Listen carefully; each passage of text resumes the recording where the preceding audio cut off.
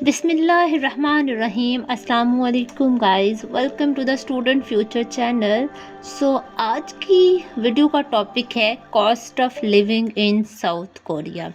बहुत से स्टूडेंट्स का ये क्वेश्चन होता है, उनको स्कॉलरशिप मिल रही होती है तो उनके ये क्वेश्चंस होते हैं कि मुझे इतनी स्कॉलरशिप मिल रही है तो इसमें मेरा वहाँ पे साउथ कोरिया में रहने का क्या हिसाब होगा, मैं कुछ सेव कर सकूँगा या नहीं कर सकूँगा।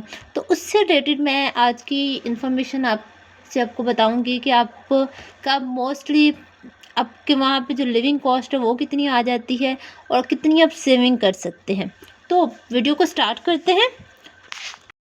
सबसे पहले तो मैं आप लोगों को ये बता दूं कि जो कॉस्ट ऑफ लिविंग है स्टूडेंट के लिए वो वेरी करती है अकॉर्डिंग टू द एरिया जहाँ पे वो रह रहा है, किस कंट्री में वो रह रहा है उसके अकॉर्डिंग आपकी जो लिविंग कॉस्ट है वो कम ज़्यादा हो सकती है।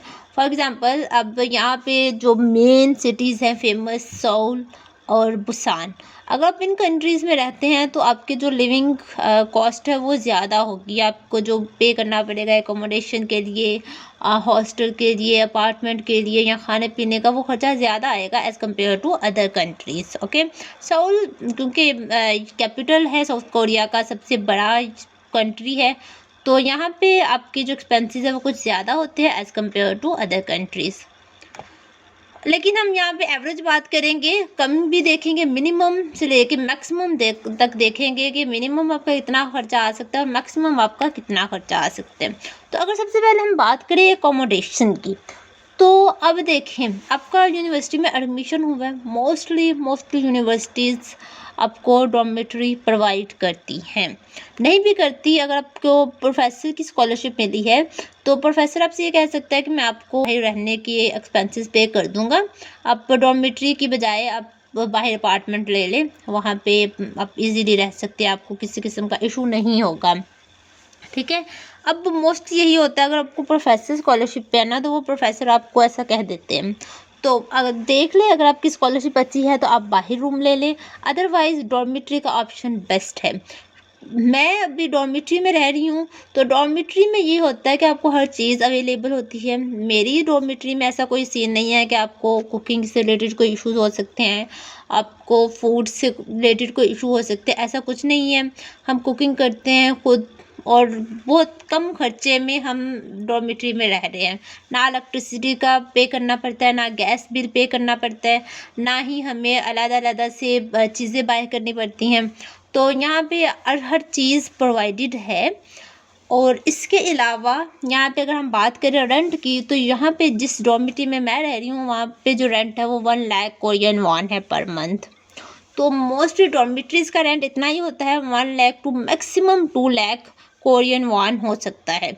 लेकिन अगर आप बाहर रूम लेते हैं, बाहर अपार्टमेंट लेते हैं, आइदर आप अकेले रह रहे हैं या आप किसी फ्रेंड के साथ रूम शेयर कर रहे हैं, तो मिनिमम आपका 2 लाख से 3 लाख कोरियन वॉन तक जो है वो खर्चा आ जाता है। ठीक है, आपका जो रेंट है वो मिनिमम 2 लाख तक हो सकता है।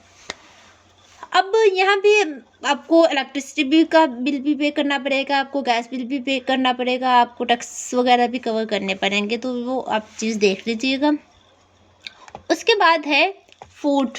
अगर हम बात करें कि आपका जो ओवरऑल खाने पीने पे कितना खर्चा आ जाता है, तो ये कुछ इतना ज़्यादा नहीं आता एज कम्पेयर टू जो सिटीज़ मैंने आपको बताई हैं।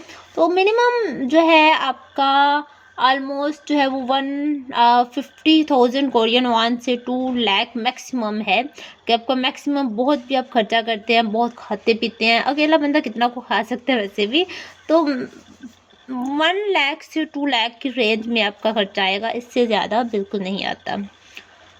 उसके बाद है ट्रांसपोर्ट की। अगर हम बात करें ट्रांसपोर्टेशन, अगर तो डॉर्मेट्री में रह रहे हैं तो फिर यूजुअली आपको ज़रूरत नहीं होती ट्रांसपोर्टेशन की।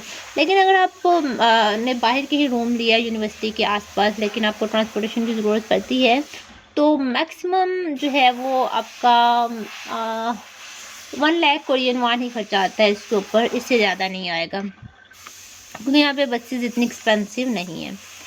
हेल्थ इंश्योरेंस की बात करें तो हेल्थ इंश्योरेंस आपको हर मंथ पे करनी होती है। तो हेल्थ इंश्योरेंस भी ये वेरी करती है, लेकिन मोस्टली हेल्थ इंश्योरेंस आपको 30,000 टू 50,000 की रेंज में पे करना होती है, इससे ज़्यादा नहीं होगी। उसके बाद अगर हम बात करें आपके जो दूसरे एक्सपेंसेस हैं, आपको पर्सनली कुछ चीज़ें बाय करनी है, अपने रूम के लिए बाय करनी है, किचन के लिए कुछ बाय करना चाहते हैं, या अपने लिए पर्सनल कोई शैम्पू, अपने सोप, ये इस तरह की कुछ चीज़ें बाय करनी है, तो उस पर भी आपका जो मैक्सिमम बजट आ जाएगा, मैक्सिमम जो आपका खर्चा आ जाएगा वो 1 लाख कोरियन वॉन है। उसके बाद अगर हम बात करें साउथ में ये एक्सपेंसेस ज़्यादा है as compared to other countries, तो अब ये आपकी चॉइस है कि आप कितना हाथ कंट्रोल करके खर्चा कर रहे हैं और कितना आप खुला खर्चा कर रहे हैं। ठीक है, तो ये जब भी मैंने आपको बताया है, ये मिनिमम से मैक्सिमम की रेंज में बताए हैं, आप इससे अंदाज़ा लगा सकते हैं आपकी क्या हैबिट्स है, आपको उसके अकॉर्डिंग आइडिया हो जाएगा। अब इससे भी बेहतर है, अगर आप इससे रिलेटेड ज़्यादा इन्फॉर्मेशन चाहते हैं, तो आपको बेहतर पता है कि आपकी किस यूनिवर्सिटी में एडमिशन हुआ है, किस एरिया में आपको जाना है, तो आप वहाँ के जो पर्सन हैं उनसे कॉन्टेक्ट करके उनसे पूछ सकते हैं कि मैक्सिमम इस रेंज में कितना खर्चा आ जाएगा, ये मुझे स्कॉलरशिप मिल रही है तो कितना अंदाज़न जो वो आपको बेस्ट गाइड कर देगा। लेकिन मोस्टली यही रेंजेस हैं एक्सपेंसेस की, इससे इंक्रीज़ नहीं होगी। उसके बाद अगर हम बात करें यहाँ पे जैसे मैंने कुछ आपको बताया है एक्सपेंसेस से रिलेटेड। अब ये देखिए, अगर आप बहुत ज़्यादा घूमने फिरने वाले हैं, आपको आउटिंग काफ़ी ज़्यादा करते हैं, काफ़ी आप सैर सपाटा करते हैं, तो वो भी आप पे डिपेंड कर रहा है कि आप कितना उस पर इन्वेस्ट कर रहे हैं, कितना उस पर खर्च कर रहे हैं। तो ये अब आपको है कि आप अगर सेविंग करना चाहते हैं तो अपने अपने प्लान के अकॉर्डिंग अपने फाइनेंशियल बजट सेट करके आप कर सकते हैं। इसके अलावा वैसे भी आपको बहुत सारी फैसिलिटीज़ यहाँ पर कोरिया में प्रोवाइड की जाती है, आपको फ्री में टूर प्रोवाइड किए जाते हैं। तो वो ग्रुप्स बने होते हैं, उससे रिलेटेड भी मैं इन्फॉर्मेशन आपको बाद में शेयर करूँगी, तो आप वो ज्वाइन कर सकते हैं। That is the best option for you.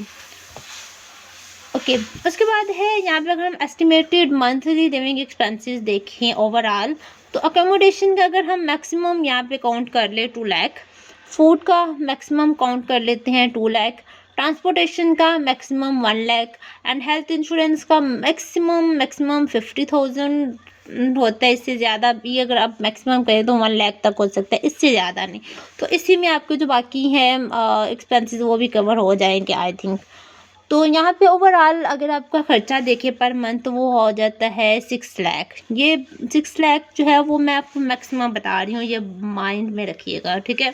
अब ये देखिए 6 लाख आपका वहाँ पे रहने का है पर मंथ। आपको मिनिमम जो स्कॉलरशिप मिलती है वो मिलती है 1 बिलियन मीन्स 10 लाख। अब 10 लाख आपको स्कॉलरशिप मिल रही है, उसमें से अगर आप 5 से 6 लाख खर्च कर रहे हैं तो बाकी के जो 4 लाख हैं वो आपकी सेविंग होगी, ठीक है। तो ये पाकिस्तानी ऑलमोस्ट 1 लाख तक बनता है। अब ये देखें, अब जितना आप खुद को कंट्रोल कर सकते हैं, जितना आप लाइक आप अपार्टमेंट की बजाय अगर डॉर्मेट्री को प्रेफर करते हैं, अगर आप फूड जो है एक पर पर्सन आप खुद अंदाज़ा लगा लें, जैसे मैंने डिस्कस किया है, पर पर्सन अगर मैं अपनी बात करूँ तो 1 lakh to 150,000 is enough for me. Okay, उसके बाद जो है अगर हम ट्रांसपोर्ट की फिर ज़रूरत नहीं पड़ेगी अगर आप डॉर्मेट्री में रह रहे हैं। ओके, तो ये चीज़ें हैं, ये आप देख लीजिएगा।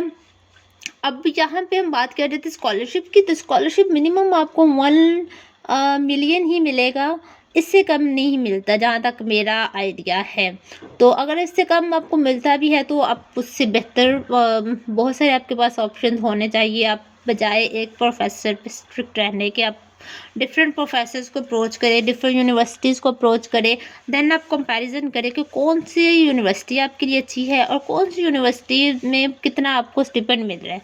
तो अगर आपको ज़्यादा स्टिपेंड मिल रहा है तो आप उस यूनिवर्सिटी की तरफ या उस प्रोफेसर के अंडर मूव कर जाएं, तो बाकी फिर आपकी सारी सेविंग ही होगी। ये जो खर्चा होगा पर मंथ वो मैंने आपके सामने आपको बता दिया है। अभी के लिए आज के लिए ये काफ़ी है। बेस्ट ऑफ लक, अल्लाह हाफिज़।